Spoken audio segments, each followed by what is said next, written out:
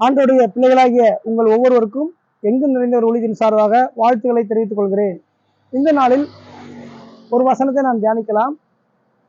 யாத்திராம புஸ்தகம் 34ஆம் அதிகாரம் 28ஆம் வசனத்தை தியானிக்கலாம். இன்றைக்கு செய்தியுடைய தலைப்பு என்னவென்று சொன்னால், இயேசுடனே கூட இருத்தல் என்கிற தலைப்பிலே நாம் தியானிக்கலாம். இந்த தலைப்பில நம்ம பார்த்தீங்க அப்படின்னா நிறைய விஷயங்களை என்ன செய்யலாம், சொல்லிக்கிட்டே போகலாம். ஆனால் சுருக்கமாக எளிமையான முறையில் நாம் தியானிக்கக்கூடிய சில விஷயங்கள் இருக்கிறது. அது என்னன்னு பார்ப்போம். இயேசுவோடு இருத்தல் என்கிற தலைப்பில் பார்க்குறோம். பொதுவாக இந்த உலகத்தில் ஜனங்கள் என்ன செய்வாங்க, அம்மா அப்பாவோட இருக்க ஆசைப்படுவாங்க, அல்லது சொந்த பந்த ஜனங்களோடு இருக்கணும்னு நினைப்பாங்க, அடுத்து நண்பர்களோடு இருக்கணும்னு நினைப்பாங்க, அல்லது ஒரு விளையாட்டு பக்கத்தில் பார்த்தீங்கன்னா போனாங்கன்னா அந்த விளையாட்டுத்துறையில் கவனம் செலுத்தி இருக்கணும்னு நினைச்சு ஆசைப்படுவாங்க. அப்புறம் பார்த்தீங்க அப்படின்னா அவங்க என்ன செய்வாங்க, அவங்களுக்கு பிடிச்சவங்க கூட அந்த உலகத்தில் இருக்கணும் அப்படின்னு நினைப்பாங்க. இன்னும் பல விதங்கள் என்ன செய்யலாம், சொல்லிட்டே போகலாம், பல விதங்கள் அறிவிச்சிட்டே போகலாம். இருந்தாலும் இந்த பூமியில வாழ்ந்து இருக்கிற நாம பல விதங்கள்ல ஜனங்கள் பலரோடு இருக்கணும் அப்படின்னு விரும்புறாங்கிறது உண்மை, பார்த்துருக்குறோம். இருந்தாலும் கண்டுகொண்டாலும் நாம தெரிந்து கொள்ளக்கூடிய விஷயம் என்ன, நாம யாரோடு இருக்க வேணும் அப்படிங்கிறத சிந்திச்சு என்ன செய்யணும், பார்க்கணும். இப்போ செய்தியோட தலைப்பு என்ன, இயேசுவோடு இருத்தல். அப்போ பலர் பலவிதமான ஒரு ஆசையோட இருந்தாலும், நான் அவங்களோட இருக்கணும் இவங்களோட இருந்தாலும் ஆசைப்பட்டாலும், இயேசுவோடு இருக்க வேண்டும் என்கிற அந்த விருப்பமும் வாஞ்சியும் எல்லாரிடத்திலும் இல்லை. அந்த குறிப்பிட்ட நேரத்தில் குறிப்பிட்ட ஒரு டயத்தில் தான் ஆண்டவர் ஆண்டவர் சொல்லி தேடுவாங்களே சொல்லுவாங்களே தவிர, எந்த நேரமும் இயேசுவோட இருக்கணும் அப்படிங்கிற அந்த அனுபவம் அனைவருக்கு நிச்சயில இல்லை. பேச்சில் பேசலாம் சொல்லலாம், ஆனால் நடைமுறையில் அனைவர் நிச்சயில அதை செயல்படுத்துறது இல்லை. இயேசுவோடு இருத்தல் என்கிற தலைப்பில் பார்க்குறோம். இன்னைக்கு எல்லாரும் என்ன சொல்லுவாங்கன்னா, இயேசு என் கூட இருக்காருன்னு சொல்லுவாங்க. அது உண்மைதான். ஆனால் இயேசுவோடு நீங்கள் இருக்கீங்களா அல்லது நம்ம இருக்கிறோமா அப்படிங்கிறது முக்கியம். இப்போ இயேசுவோடு இருக்கிற அந்த அனுபவம் அது மேன்மையான அனுபவம். ஒரு மனுஷனோட இருக்கிறது வேற, தேவனோடு இருக்கிறது வேற.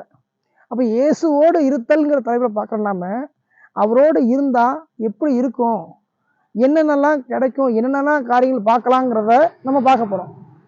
அதுக்கு ஆதாரமாக தான் யாத்திராம 34ஆம் அதிகாரம் 28ஆம் வசனம் பார்க்கலாம். முதல்ல யாரை பார்க்குறோன்னா, மோசையை பார்க்கலாம். மோசே என்கிற மனிதனை பார்க்கலாம். இஸ்ரேல் ஜனங்களை எகிப்து நாட்டிலேருந்து கானான் நாட்டில் வச்சிருக்கிறாரு, வழிநடத்திட்டு வாராரு. அப்போ லட்சக்கணக்கான ஜனங்களை என்ன செய்றாரு, வழிநடத்திட்டு வராரு. ஜனங்களுக்கு பார்த்தீங்கன்னா ஆலோசனைகளை கொடுக்குறாரு, கட்டளை எல்லாம் கடவுள்கிட்ட வாங்கி கொடுக்குறாரு. கொடுத்து எல்லாரையும் நடத்துறாரு.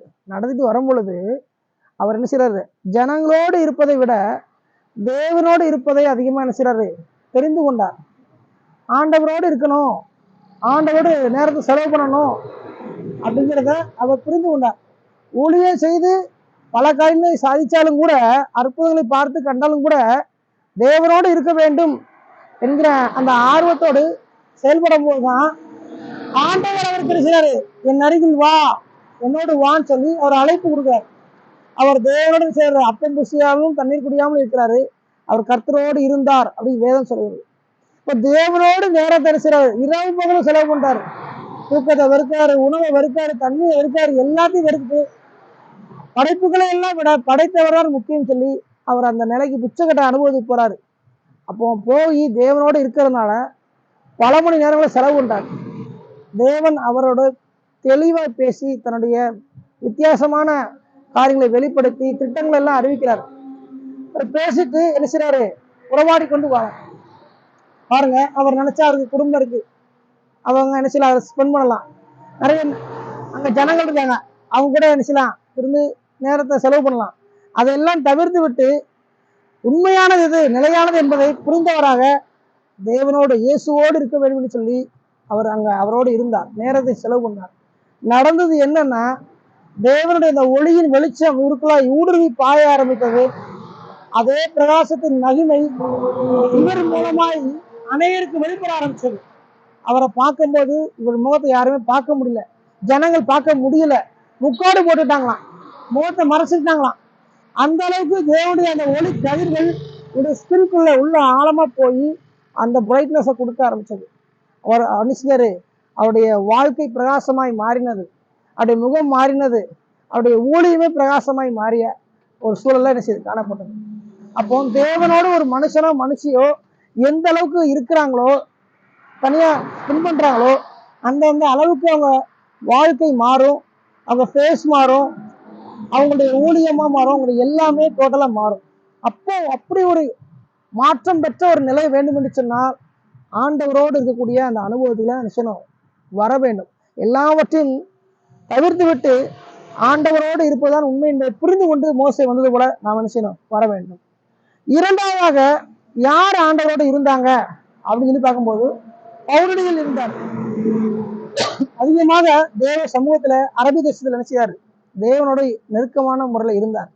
தேவன் அதனால அவருக்கு பல வெளிப்பாடுகளை, பல ரகசியங்களை, யாருக்குமே புரியாத, அறிந்து கொள்ள முடியாத விஷயங்கள் எல்லாம் வெளிப்படுத்தி பேச ஆரம்பிச்சார்.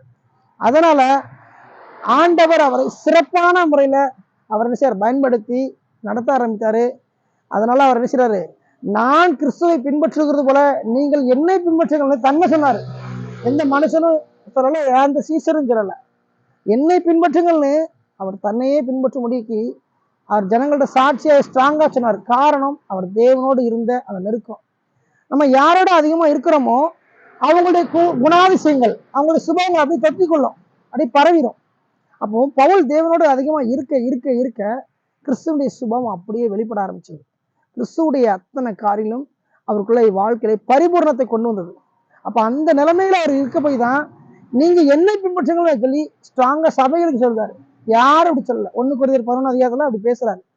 அப்போ இதை கேட்டுக்கொண்டிருக்கிற அன்பான தேவஜனமே, ஒவ்வொரு வாலிப சகோதரரே யாராதான் சரி, தேவனோடு இருக்க வேண்டும் என்கிற விஷயத்துல என்ன செய்யணும், நாம் புரிந்து கொள்ள வேண்டும், முன் வர வேண்டும்.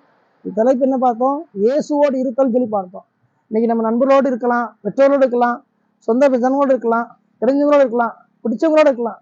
அதெல்லாம் நிலை இல்லாதது, அதெல்லாம் ஒரு நாள் மறைஞ்சு போயிடும். எல்லாவற்றுக்கும் மேலான ஒரு காரியம் என்னன்னு சொன்னால், நிலையான காரியம் என்னன்னு சொன்னால், மாறாத உண்மையான காரியம் என்னன்னு சொன்னால் இயேசுவோடு இருக்கிற அனுபவம். மோசே இருந்தாரு, அவர் வாழ்க்கை ஊழியம் எல்லாமே பிரகாசமான ஒரு சூழல்ல காணப்பட்டது. உங்க வாழ்க்கை ஊழியம் தொழில் குடும்பம் எல்லாமே பிரகாசமா ஆகணும்னா எல்லாரையும் அவாய்ட் பண்ண, அதாவது எல்லாரையும் தவிர்த்து விட்டு, எல்லாரோட செலவு பண்ற நேரத்தை தவிர்த்து விட்டு தேவனோட செலவு பண்ண வேணுமா அன்பாய் அழைப்பு கொடுக்கிறேன். இரண்டாவதாக பவுலடிகள் தேவனோடு அதிகமான நெருக்கத்தை உடையவராய் இயேசுவோடு இருந்தபடியினால் அவர் சவாலான ஊழியத்தை செய்தார். கிறிஸ்துவனுடைய காரியத்தை வெளிப்படுத்த ஆரம்பித்தார். இயேசு கிறிஸ்துவே அப்படி பிரதிபலிக்க ஆரம்பித்தார், வெளிப்படுத்த ஆரம்பித்தார். அப்ப அப்படிப்பட்ட இயேசு கிறிஸ்துவை போல அந்த குணாதிசயங்களை பெற்றுக்கொண்டு அவர் வாழ்க்கையில அநேக காரியங்களை கற்றுக்கொண்டு முன்மாறியை திகழ்ந்தார். அப்ப அப்படிப்பட்ட ஒரு இயேசுவை அப்படியே வெளிப்படுத்த வேண்டும் என்று சொன்னால் அவரோடு இருப்பது அவசியம். அவரோடு இருக்கிறதுக்கு தான் அவருடைய குணங்கள் அப்படியே தொற்றுக்கொள்ள ஆரம்பிக்கும், சுபாவங்கள் உள்ள வரும். அப்ப அப்படிப்பட்ட அந்த சுபாவத்தை நம்ம வாழ்க்கையில பெற்றுக்கொண்டு இயேசுவை வெளிப்படுத்த மற்றவர்களுக்கு வேணும் என்று சொன்னால் இயேசுவோடு இருப்பது அவசியம். அதுக்கு எடுத்துக்காட்ட போல பார்த்தோம். எனவே இதை கேட்டுக்கொண்டிருக்கிற யாவரும், ஒவ்வொரு வாலிப சகோதரிகளும் நேரத்தை அதிகமான முறையில இயேசுவோடு இருக்க செலவு பண்ண வேண்டுமாய் கேட்டுக்கிறேன். கடைசி காலாது, எங்கு பார்த்தாலும் அழிவு, அவனுடைய வருகை ஒரு முறை சீக்கிரமா. இந்த கடைசி காலத்துல வாழ்கிற ஒரே வாழ்க்கையில அதிகமாய் இயேசுவோடு இருக்க முன்வர வேண்டுமாய் கேட்கிறேன். தொடர்ந்து இயேசுவோடு நீங்கள் இருந்து அவரை பிரதிபலிக்கவும் உங்கள் வாழ்க்கை பிரகாசம் அடைய வேண்டும் என்று சொல்லி எங்கும் நிறைந்த ஒரு ஊழியம் உங்களை வாழ்த்துகிறது. ஆமென்.